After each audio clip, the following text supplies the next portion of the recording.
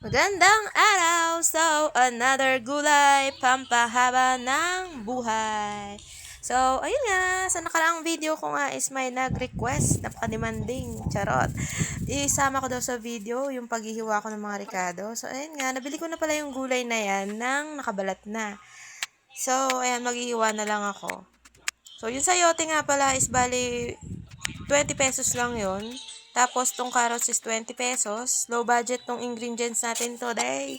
And, itong gulay is 10 piso per balot. Inasinan ko nga lang pala yan dyan para ibabad ko muna siya sa water. Para matanggal yung mga anik-anik.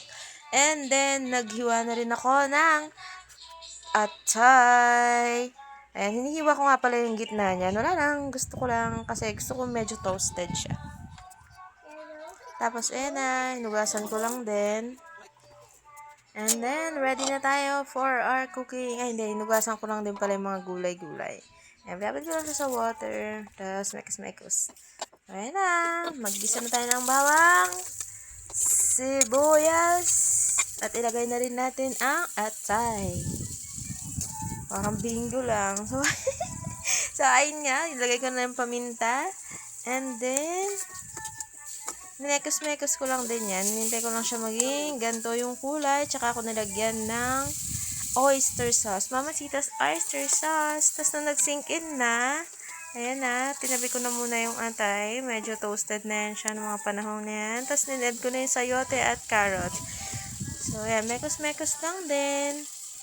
So, ang goal ko nga pala dyan is hindi ma-overcook yung sayote at saka yung carrots. So, ayan, tinalay ko kung malambot na ba siya. So, hindi pa. So, after a few minutes, ayan na, nilagay ko na rin yung mga dahon na gulay. Ayan. Tapos, onting mekos-mekos lang, luto na ang ating kulang-kulang na chop suey. Charas! Kulang-kulang talaga, ang daming nalimutan. Pero low budget recipe natin. Ayan, tinikman ko na nga din. Nilagyan ko lang ng konting patis at konting asin. Tapos, konting tubig. Kasi, request nga ni Jowa, medyo masarsa lang daw, hindi yung masabaw na gulay. So, ayun na. Tapos na. Thank you for watching and supporting. Mwah, mwah, mwah. Mwah kayo sa akin. Thank you!